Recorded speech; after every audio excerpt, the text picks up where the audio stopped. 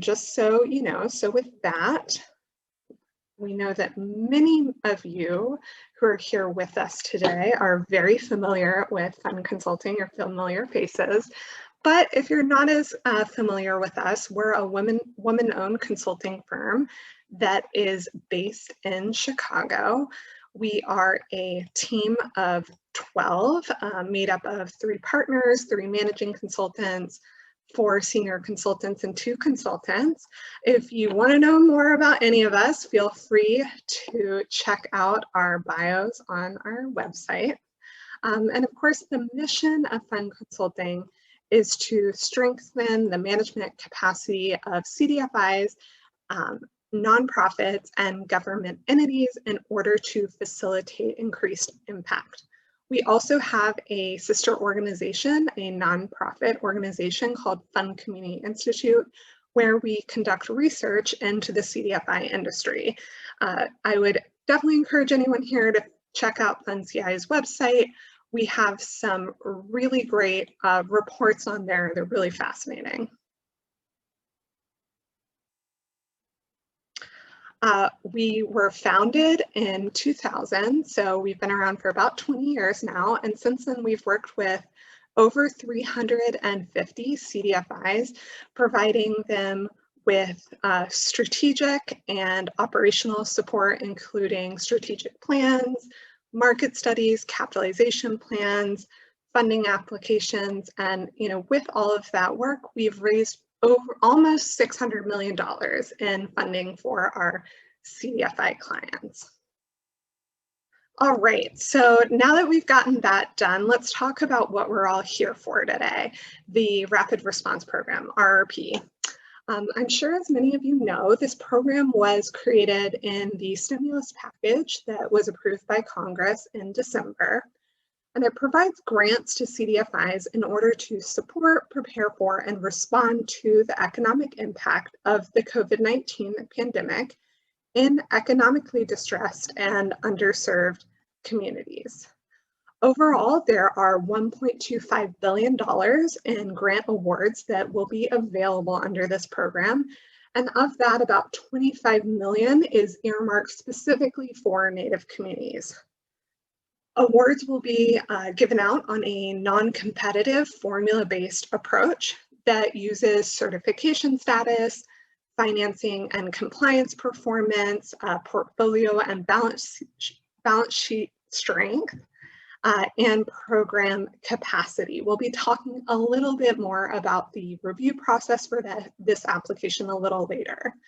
CDFIs can apply for up to 150% of financial products closed in their target markets or eligible markets in their last fiscal year. We'll be talking about what exactly the fiscal years are for this application later as well.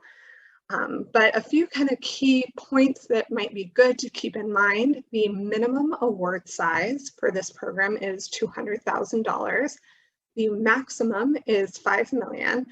Of that, the CDFI funds made it clear that the average award size is really going to depend on how many CDFIs submit an application. But right now, they're estimating that the average award size could be, somewhere between $1 million and $1.2 million. If your CDFI does not have audited financial statements, you can only apply for the minimum award size, so $200,000. And then for any of the CDFIs out there who have financial products closed that are $133,000, give or take, or less than that in your most recent historic fiscal year, you can go ahead and request the minimum award size, so $200,000. Now, what can you use these award funds for? For those of you who have applied for FA or TA, these use of funds probably look really familiar.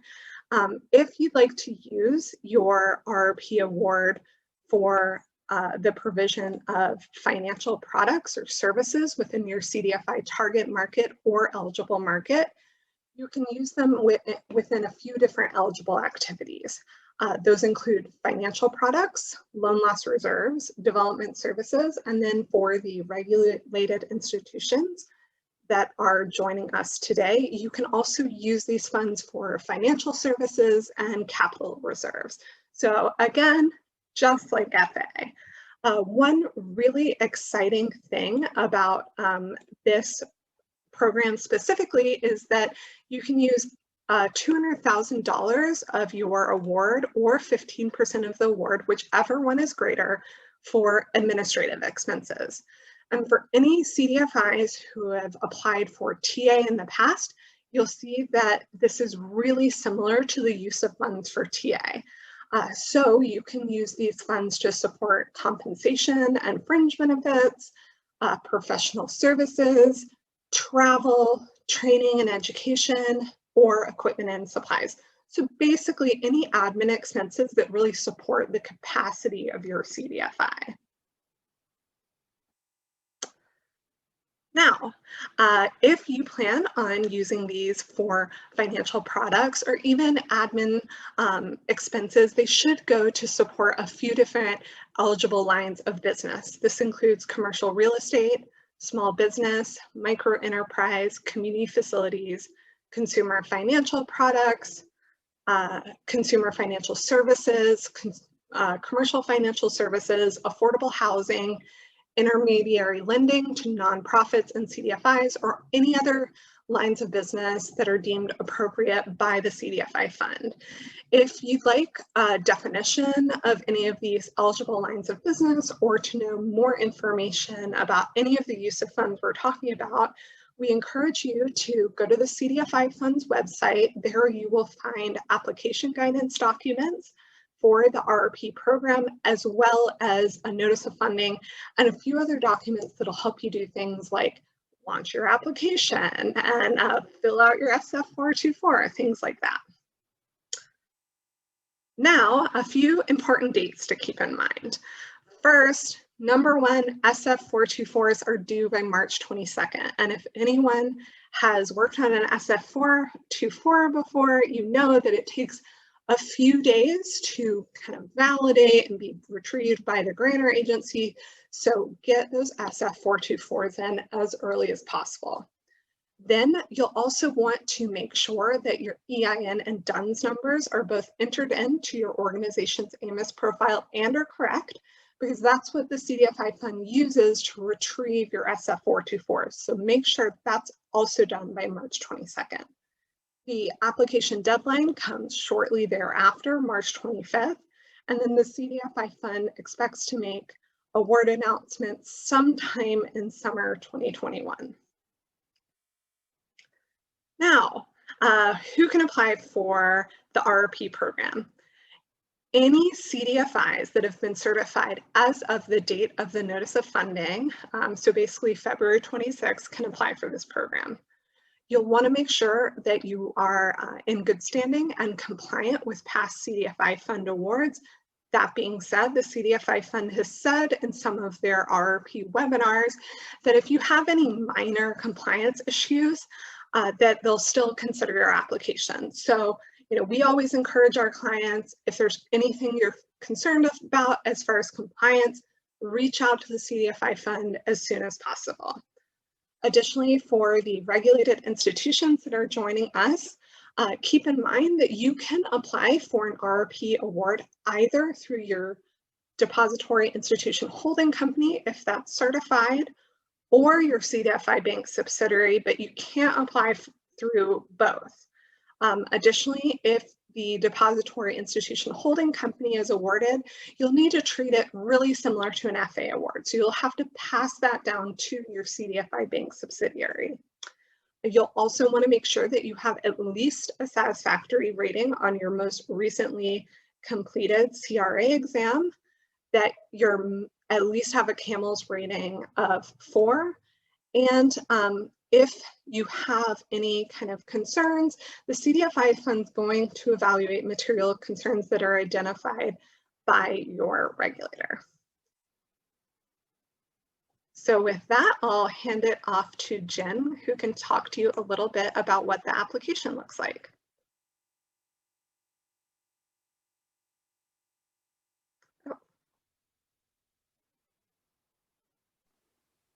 Thanks, Maggie.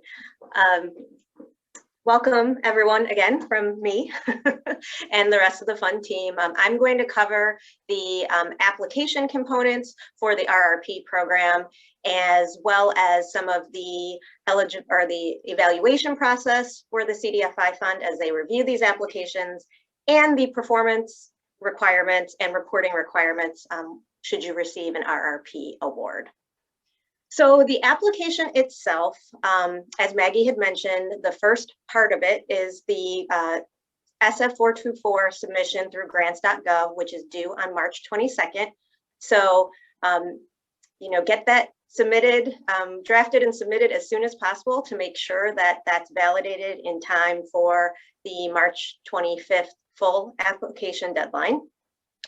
The application itself, the majority of it is completed in AMIS and is broken down into 4 basic categories. So there is the applicant level information, which includes some organizational information that's already pre-populated based on what's in your AMIS account, contact details, as well as some administrative questions that you'd have to respond to. There are no narrative questions. So that's the main distinction, well, one of the main distinctions between the RRP application and an FA application. So you won't be required to answer any narrative questions as part of RRP.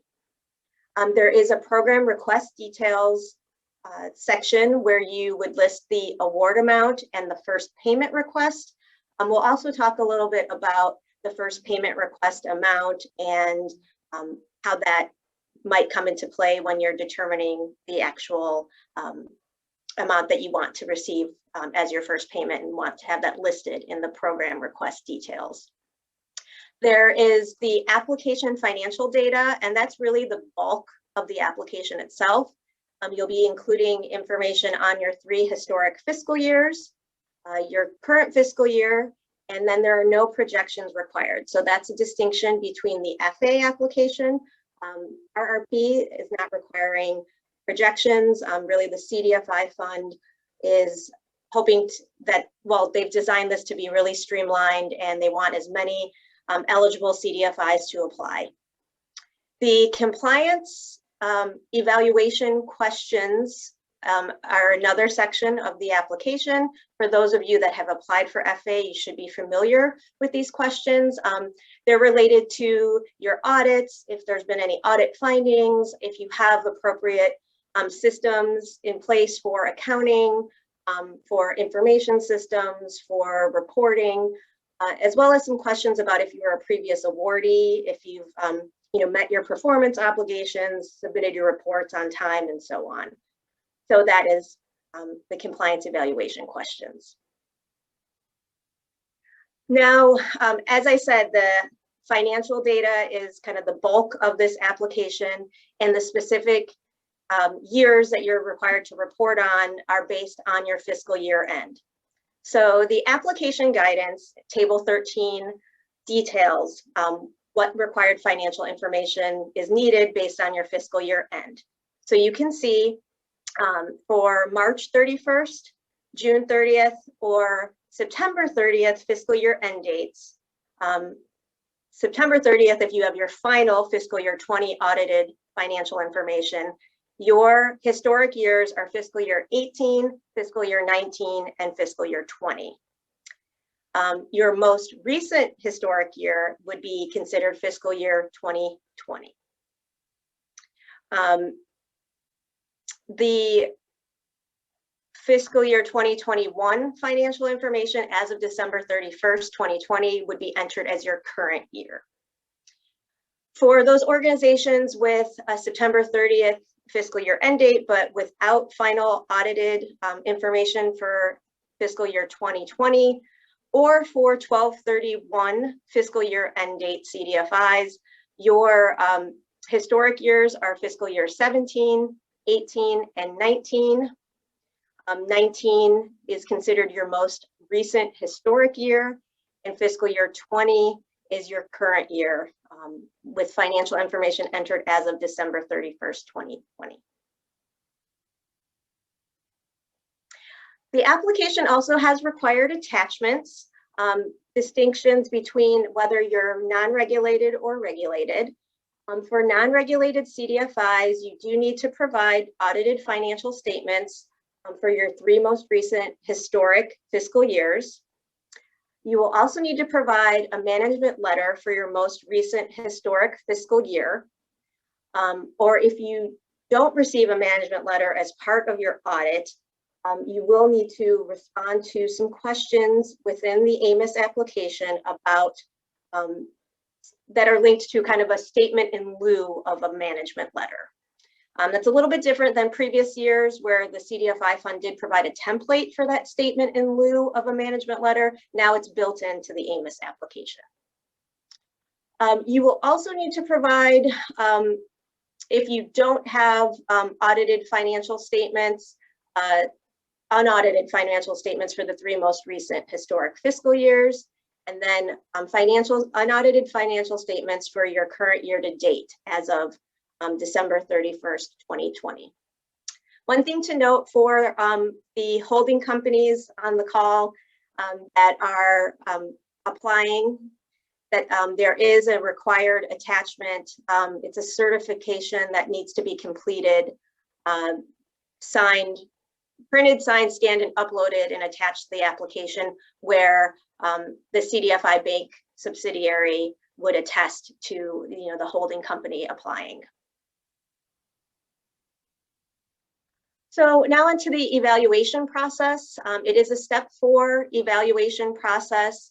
The CDFI fund does not provide the actual details on how they score these applications, but there is a very in-depth document that they provide on their website about the evaluation process.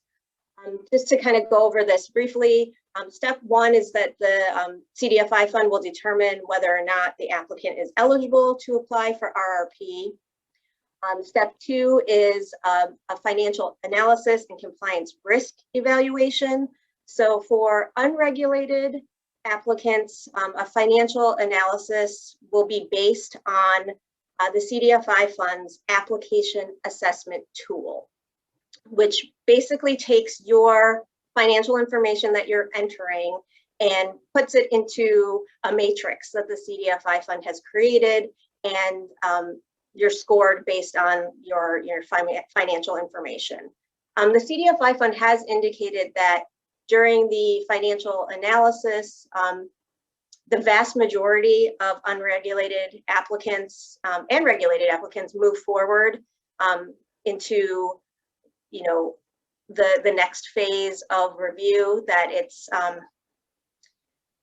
as of last year for the FA application round, one of the CDFI fund staffers said it was about 90% of the applicants moved on into the process. So for regulated institutions, financial analysis is based on your regulator feedback and your CAMEL score. There's also a compliance risk evaluation that occurs based on those compliance evaluation questions that you answer in the application, as well as the application assessment tool, information about your reporting history, your reporting capacity, and overall performance risk. Step 3 is when the CDFI fund will make its final award decision to determine whether or not the applicant is going to receive an award. And then step 4 is the award amount determination.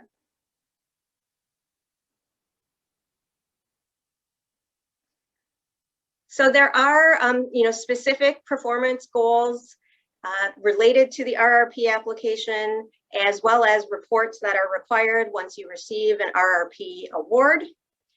So there are kind of 2 distinct categories. There's the award expenditure performance goal and measures, or PG&Ms.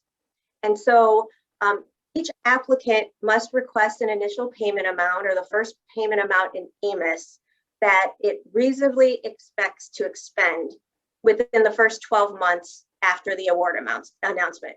So that's really key to keep in mind. So if you're applying for a $1 million RRP award and you request $1 million as your first payment, you do have to understand that you will be held to expending that in eligible uses within the first 12 months of receiving the award.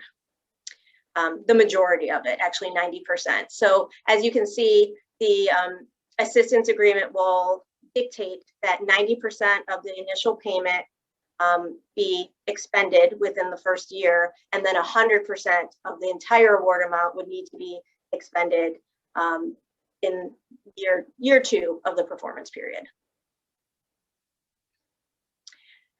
There's also lending-based performance goals and measures for RRP awardees that receive more than $200,000.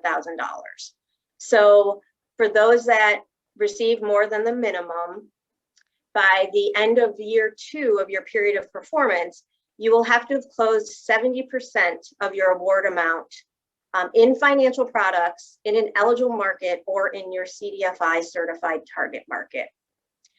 You can meet this goal by using the RRP award funds or any other funds on your balance sheet. One really key critical thing to think about, and always keep top of mind when you're thinking about how much you're going to apply for, and if you're applying for a financial assistance award, is that loans that you're using for RRP to count towards your performance goals cannot be used to satisfy performance goals for any other CDFI award. So something definitely to keep in mind as you determine how much you are going to apply for. For the native CDFIs, they will have specific PG&Ms linked to deployment within native communities.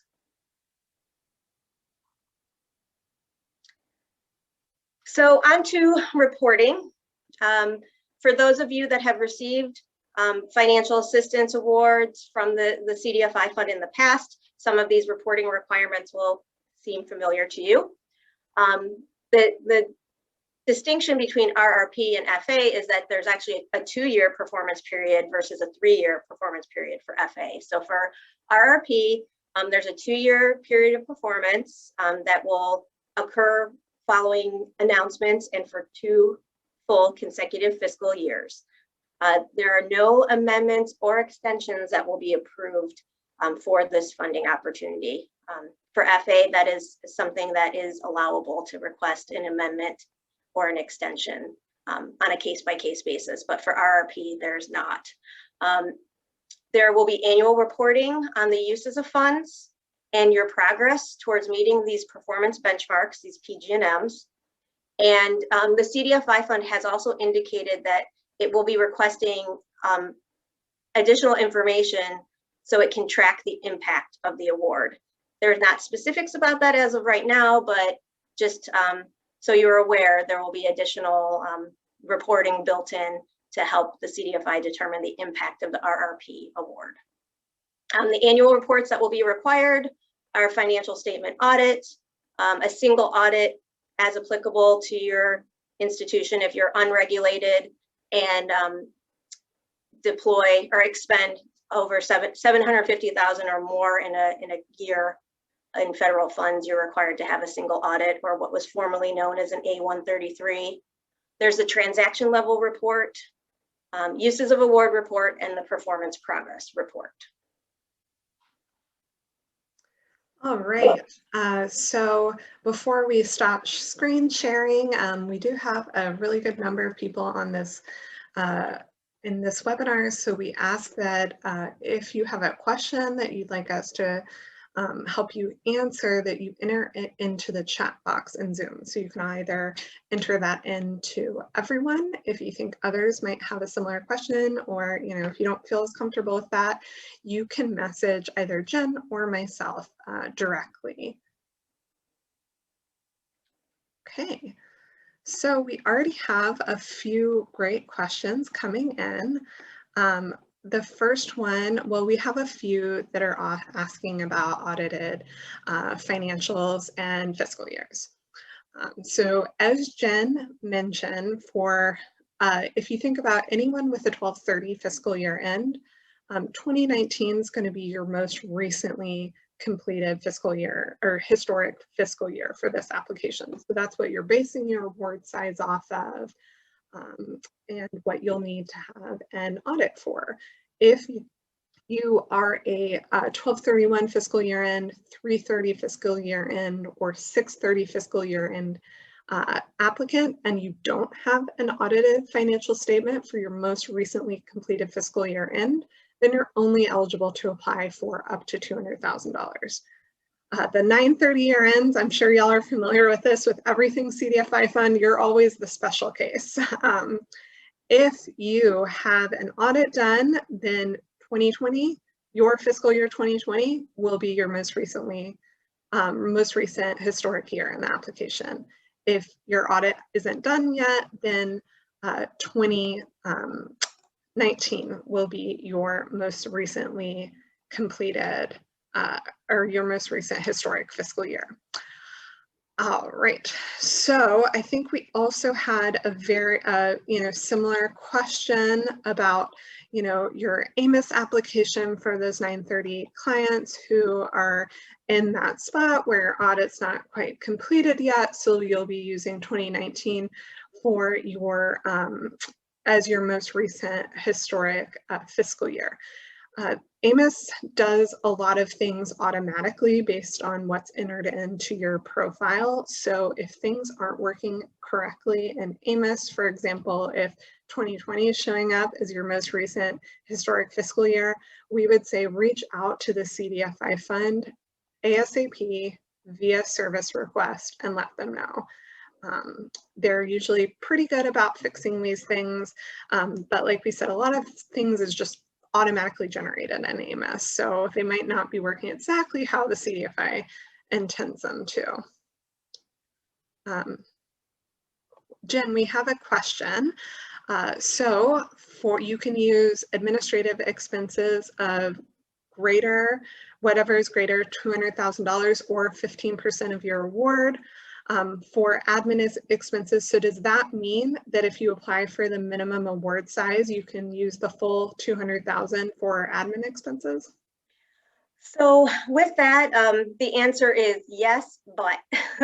So you can use it for admin expenses, but there are 7 specific eligible categories for operational costs that the CDFI fund allows for admin expenses. So if you've ever applied for TA, those will be familiar to you, but it covers, you can use it to cover compensation.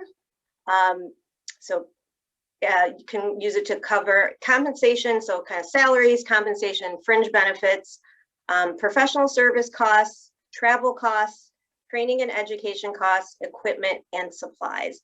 And the CDFI fund has very specific requirements for each of those categories.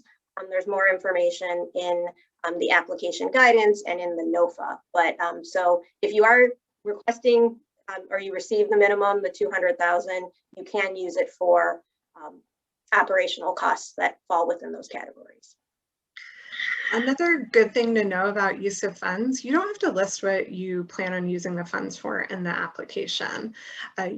As long as you show in your compliance reporting that you're using the funds within one of those eligible uses of funds, you're good to go. So you might plan on using it for administrative expenses now, but 6 months down the line, need it for something else. You're not held to a use of funds in that you list in the application.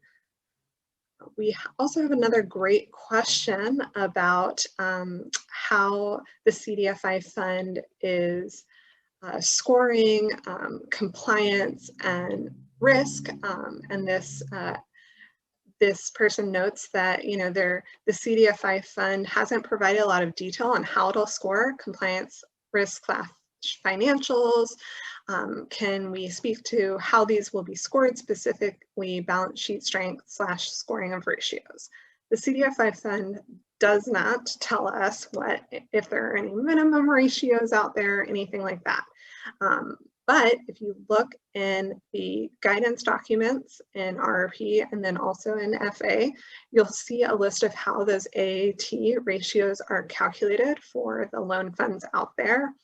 And then I would just keep in mind what Jen said, that 99% of organizations pass through that first round of reviews. So, you know, if you have any kind of grave concerns, you can always reach out to the CDFI fund to verify that you're eligible to apply. But, you know, I wouldn't be too worried about that round of review. Jen, do you have anything else to add there? I would say kind of one of the hurdles that we've seen organizations or kind of roadblocks is related to compliance and non-compliance with previous CDFI fund awards. So those are the ones that cause the most level of concern, just because the CDFI fund will be looking at your past performance with previous awards, if you've been able to report on time and meet your compliance obligations. So that's just definitely something to keep in mind, that it's important to get your reports in on time and follow up with the CDFI fund if you aren't able, or if you know that you're not going to be able to meet your performance benchmarks. And then a little bit of PSA. A lot of people might have already seen this come through in a CDFI fund email earlier today, but they have extended the deadline for any compliance reports due or annual certification reports that were due by the end of March. So they've extended that deadline till April 30th. So fall got a little bit more time with all of these overlapping deadlines. We got a question asking if we'll be sharing copies of these slides. We'll be checking in with our team, but we are recording this webinar, and we'll be in contact with how we can share the recording at a later date. Now, we got another really great question about total asset size. So can you help clarify what we should list as our total asset size on the organization page versus on the application page? In order to launch your RRP application, you have to edit your AMIS organization page and list your total assets as of your most recent historic fiscal year. So for anyone who's a 12/30 fiscal year end person out there, that means that these would actually be your 2019 total asset sizes. So keep in mind historic fiscal year total assets for your organization page.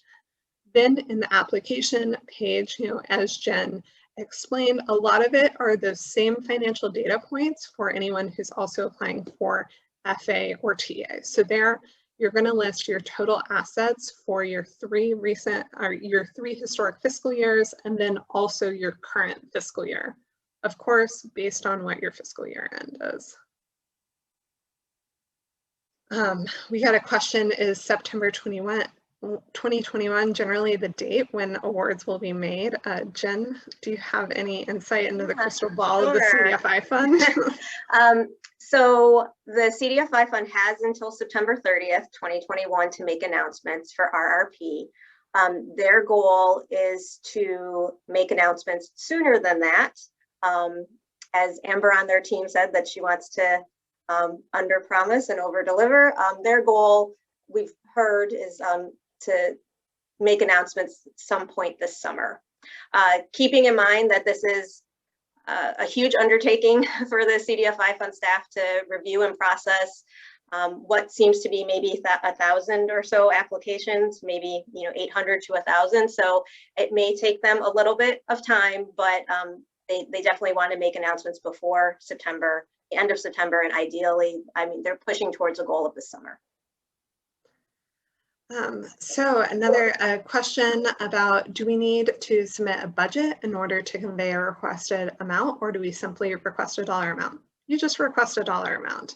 No need to include a budget. As Jen mentioned, you'll have a area in AMIS where you put your requested award amount, and then that area where you put your requested first payment.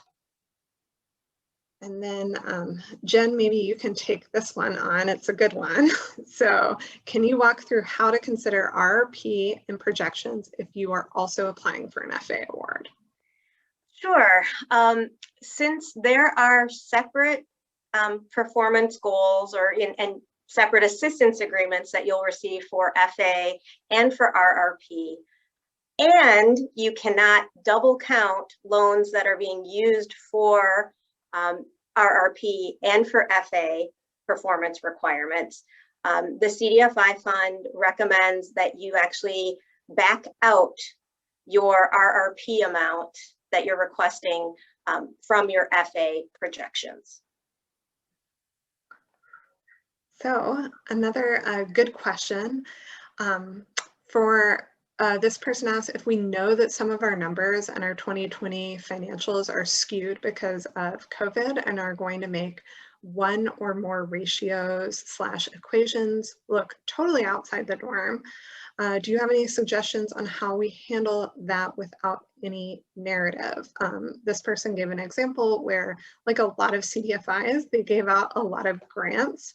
And of course, those are throwing off some of their ratios. They're worried that this might disqualify them. So first off, the CDFI fund is really cognizant of the impact that 2020 has had on all CDFIs. So I want to, keep that in mind. You're definitely, one of many. And as we said, 99% of applicants make it through that first financial round. So part of the rationale for the CDFI fund looking at really 4 years of financials is they get a really good picture of what your organization's financial health is like overall. It's not just, a snapshot of 2020. That being said, if there's anything that concerns you about eligibility, feel free to reach out to the CDFI fund and ask them a question and just verify, hey, are we still eligible to apply given the situation? Jen, do you have anything else to add there? No, I think that that's a good recommendation, is to reach out via service request as soon as possible if you do have concerns, and the CDFI fund staff will respond with kind of their recommendations about how to proceed. So then we have a question. This is someone with a 12/31 fiscal year and they have an audit. Should they attach it? Yes. If you have an audit, always attach it. So then how did you determine 1.1 million plus average award? Is that based on the anticipated demand for the program? That number came in from the CDFI fund's notice of funding. And if you go in and read that notice of funding, they have a great breakdown where they explain that exactly as you put it, it's based on anticipated demand. So if more people apply, that number could be lower. If less people than they anticipate applying, that number could be higher. And then, can we apply our award to existing admin / compensation? Jen, do you want to cover that one?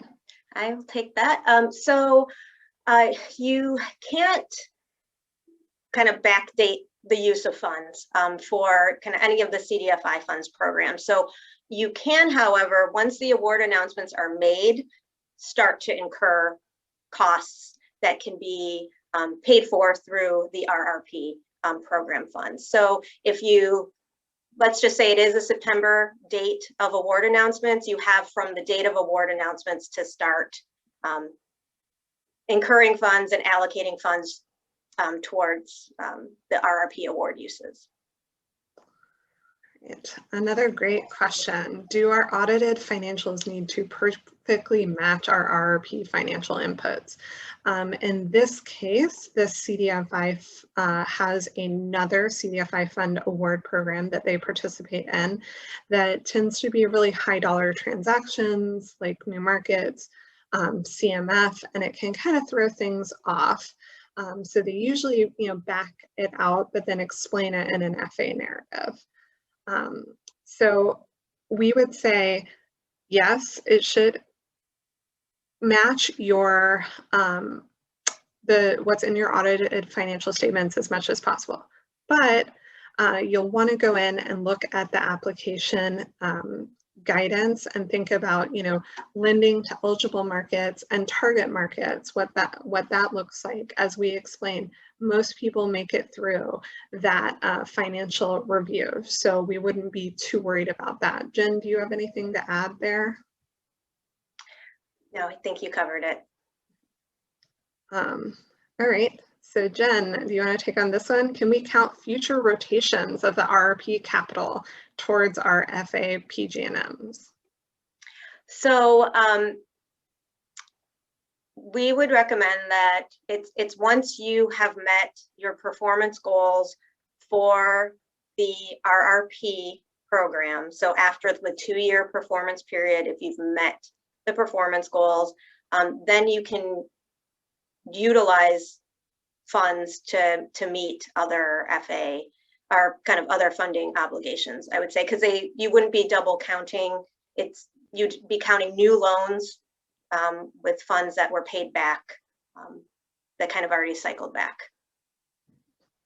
All right, Jen, I've got another one for you. Can you cover field 9 on the worksheet, available financing capital? Does it include award funds that are refund based, so they're not on the balance sheet? With that one, we might have to get back to you on that.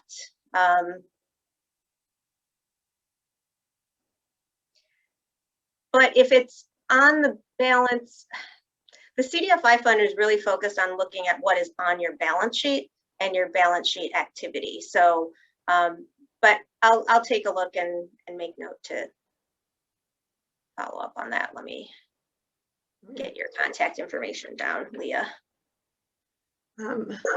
Then we also have, will award announcements be made on a rolling basis or all at the same time?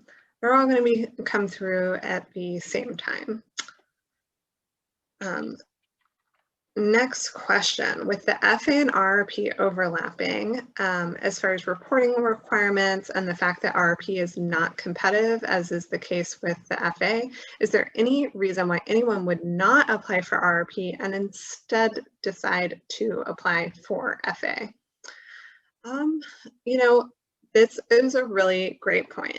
What we want to stress, and we've been stressing with all our clients, is to start, you know, keep in mind compliance goals.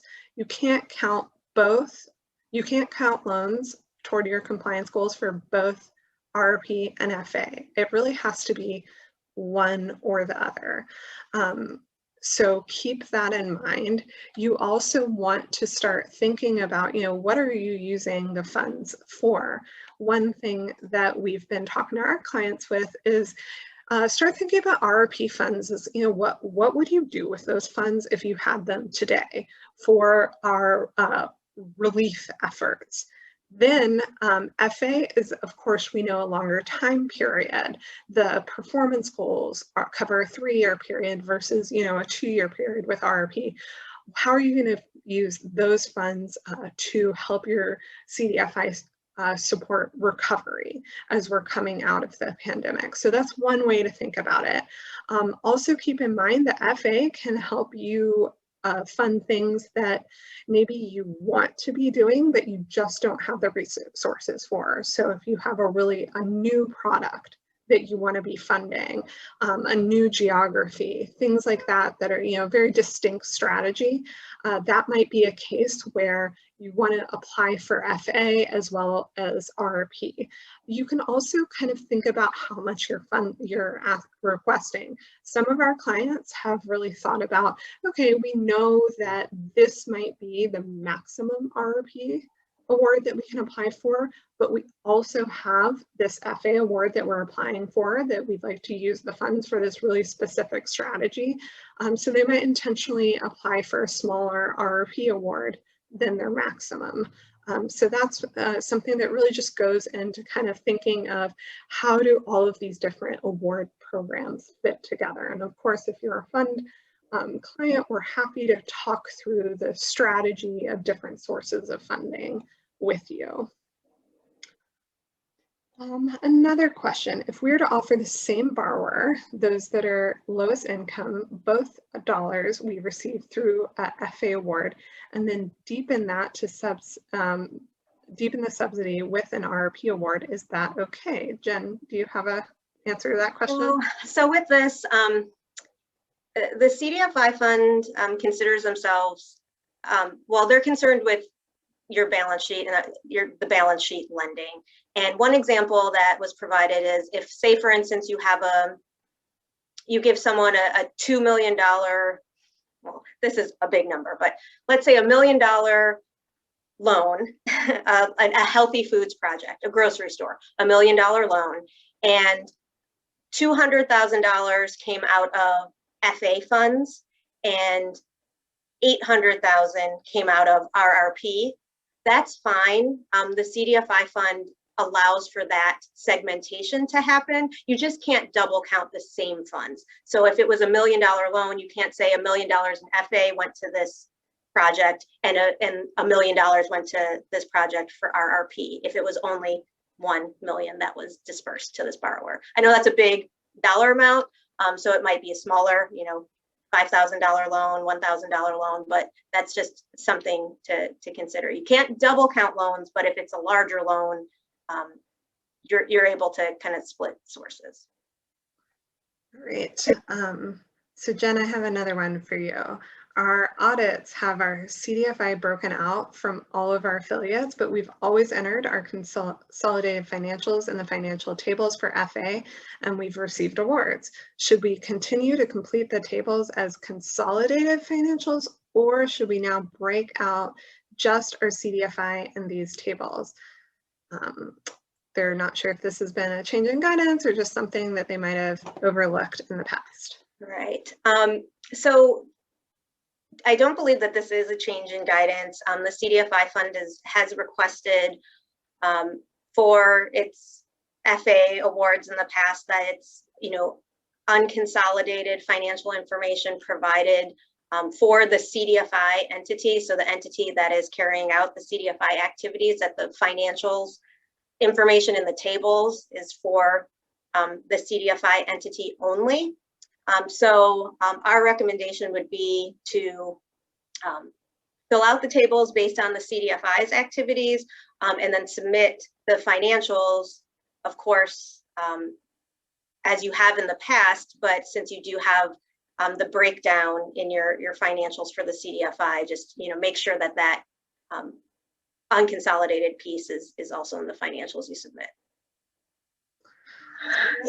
Another question about use of funds. Will the CDFI fund look less favorably on using the RRP award for admin versus financial products? You don't need to include information in the application on what you're going to use the award for. So they can't judge you on what you don't provide them information on.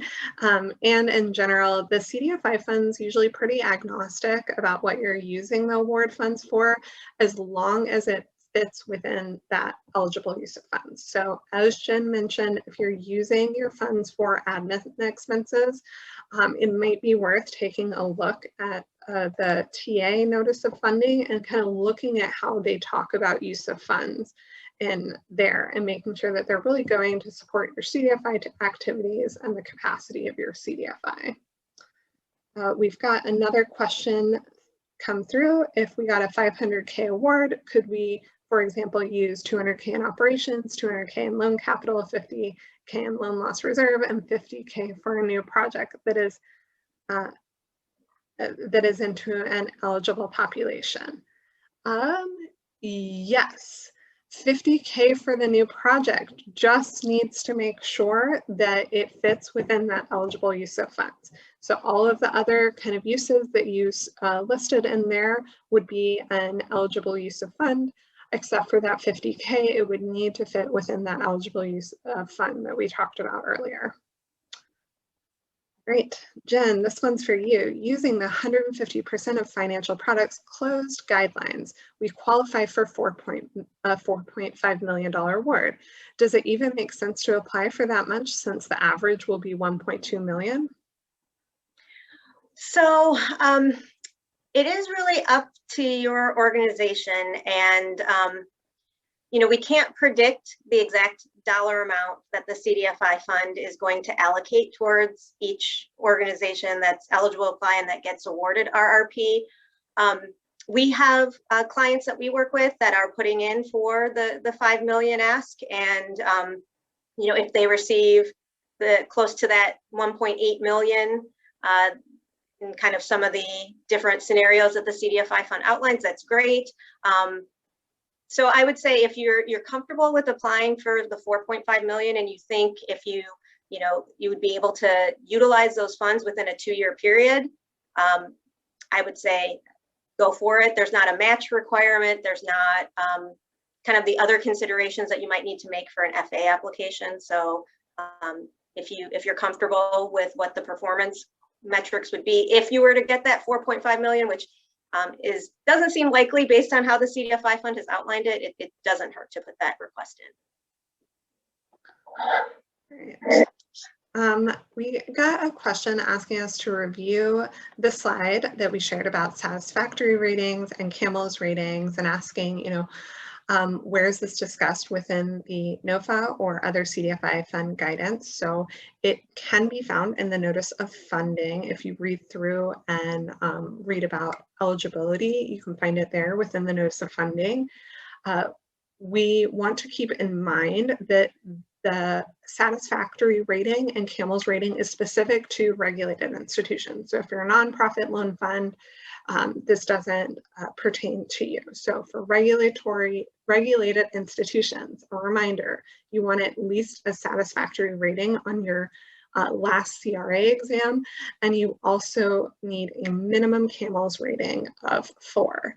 That being said, if you have any concerns about eligibility, as we've said, reach out to the CDFI fund via service request as soon as possible.